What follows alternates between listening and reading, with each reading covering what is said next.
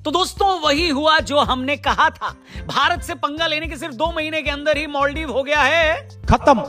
आज उसके दिवालिया होने की नौबत आ चुकी है। मोइजू भी कटोरा लेकर घर घर भीख मांगने की तैयारी कर रहे हैं। वो कब तक मालदीव के राष्ट्रपति रहेंगे ये कोई नहीं जानता। उन्हें भी अपने देश में भर भर के गालियां पड़ रही हैं। इंडिया से पंगा लेना चाहिए? नहीं जाना, लेना चाहिए। क्यों नहीं लेना चाहिए? इसलिए कि उसके पास पावर नहीं है, इंडिया के पास पावर है।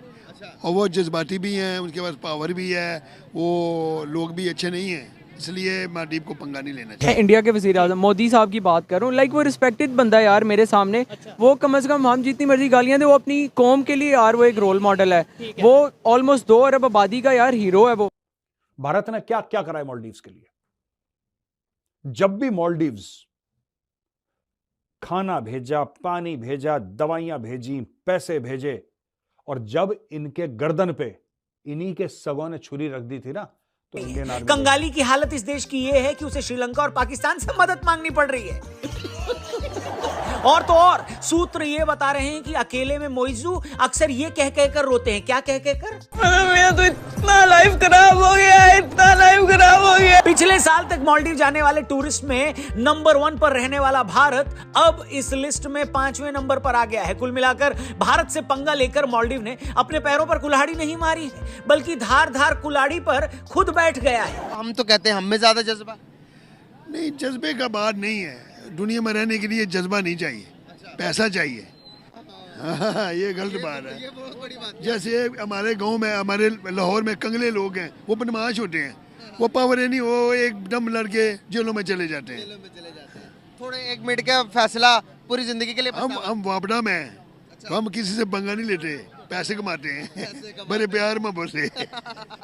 हाय दोस्तों, आपका स्वागत है एक और नए वीडियो में। दोस्तों चीन के महंगे कर्ज के चक्कर में भारत के एक और पड़ोसी देश दिवालिया हो गया है। दोस्तों मालदीव ने IMF से ये जानकारी साझा कर बेल आउट पैकेज की मांग की है। दोस्तों बता दें कि भारत से पंगा लेने के बाद पहले से ही जूझ रही मालदीव की अर्थव्यवस्था को और एक बड़ा झटका लगा है और बात अब दिवालियापन तक पहुँच गई है। ऐसे में स्थिति को सुधारने के लिए मालदीव ने IMF से कर्ज की मांग की है। दोस्तों बता दें कि भारत और मालदीव के बीच चल रहा विवाद के बीच मालदीव के राष्ट्रपति मोहम्मद मोइजू ने जानबूझकर भारत से पंगा लेने के लिए इंडिया आउट अभियान चलाया, जिसके तहत मालदीव से भारतीय सैनिकों को देश से बाहर निकलने का एजेंडा बनाया। दोस्तों 10 मई तक भारतीय सैनिकों को मालदीव से बाहर निकलना है। दोस्तों इतना ही नहीं, भारत के PM नरेंद्र मोदी ने लक्षद्वीप के दौरे और लक्षद्वीप के प्रचार करने पर मालदीव के 3 मंत्रियों ने PM मोदी और भारतीयों के बारे में विवादित टिप्पणियां दी। हालांकि बाद में तीनों मंत्रियों को निष्कासित करना पड़ा, पर फिर भी मोइजू ने इस मामले में मंत्रियों को टिप्पणी का विरोध नहीं किया। मालदीव ने भारत से पंगा तो ले लिया, पर ऐसा करके मालदीव पूरी तरह से फंस गया है। दोस्तों अब वीडियो को स्टार्ट करते हैं और देखते हैं इस पर पाकिस्तानी मीडिया क्या रिएक्शन आता है। उससे पहले अगर आप मेरे चैनल पर नए हो तो चैनल को लाइक और सब्सक्राइब जरूर कर दें। बहराइची का मशहूर शेर है कि बर्बाद गुलिस्तां करने को बस एक ही उल्लू काफी था,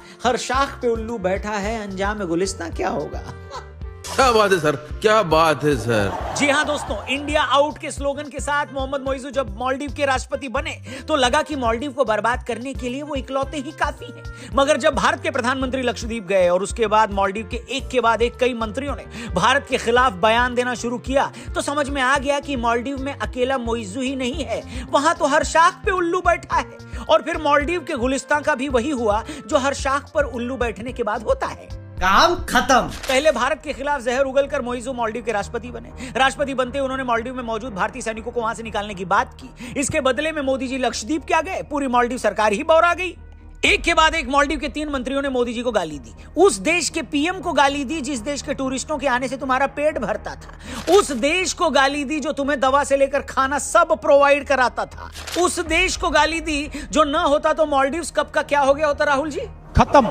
जी हाँ, इसलिए जैसे ही मोइजू के चंपू मंत्रियों ने मोदी जी के खिलाफ बकवास की तो पूरा भारत एकजुट हो गया। अक्षय कुमार से लेकर वीरेंद्र सहवाग तक कई सेलिब्रिटीज ने सोशल मीडिया पर लक्षद्वीप टूरिज्म को सपोर्ट किया। ट्विटर पर बॉयकॉट मालदीव ट्रेंड करने लगा।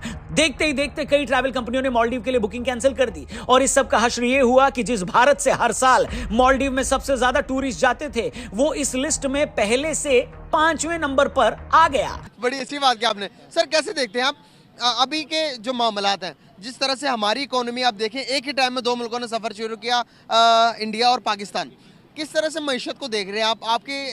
आपने क्या कुछ देखा इस मुल्क के अंदर? क्या आपने कभी सोचा था कि ये हालात आन पड़ेंगे? पाकिस्तान बहुत अच्छा मुल्क है, बड़ी ख़ास जगह है। अमेरिका ने इसे तबाह कर दिया है। अच्छा, हमारे कुछ जर्नैल अमेरिका में पलटे हैं, वो 10-12 जर्नैल वो हमें नुकसान पहुँचा रहे हैं। वो वहाँ से अमेरिका से पैसा लेते हैं, वो सही बात है नुकसान पहुँचा रहे हैं। अगर यहाँ जमहूरियत आ जाए परमानेंट तो मुल्क A1 हो सकता है। जमहूरियत आ जाए, जमहूरियत आ जाए, जमहूरियत तो है तो सही। नहीं, ये अयूब खान से लेकर आज तक जमहूरियत नहीं है बेटा, आप बहुत छोटे हैं। अच्छा, मैं पोस्ट ग्रेजुएट हूँ 81 का। हमें तो बताया तो जाता कि ये जमहूरियत है। झूठ है, जमहूरियत नहीं। अंडरग्राउंड बैक में फौज है, अपनी मर्जी से बनना लेती है, जो भी काम करने उनके खिलाफ काम करते हैं वो छोड़ देती है। आज बांग्लादेश भी तरक्की कर गया यार। हाँ यस, वहाँ फौज नहीं है, इंडिया में फौज नहीं है, सच्ची बात है। बांग्लादेश में फौज नहीं है, वो बांग्लादेश ने पाकिस्तान बनाया था, वो लायक है, हमने कहाँ पाकिस्तान बनाया था। यार सच में जो बताया जाता है इंडिया हमारा दुश्मन है हमारा दुश्मन। हाँ इंडिया वो ना मजहब हमारे को पसंद नहीं करता, इसलिए दुश्मन। वहाँ पर पाकिस्तान ज्यादा मुसलमान रहते हैं। नहीं, मुसलमान की पावर नहीं है ना, इसलिए वहाँ पे सबसे पहले तो इन्हें चाहे पाकिस्तान बनाना नहीं चाहिए था। इंडिया हमारा मुल्क था, हमारा मुल्क था। अब कश्मीर हम पूरी जिंदगी नहीं ले सकते, क्या फ़ायदा हमें। बांग्लादेश भी क्या, पाकिस्तान ले ही नहीं सकते। सिर्फ ये काम महंगाई है, कोई फ़ायदा नहीं।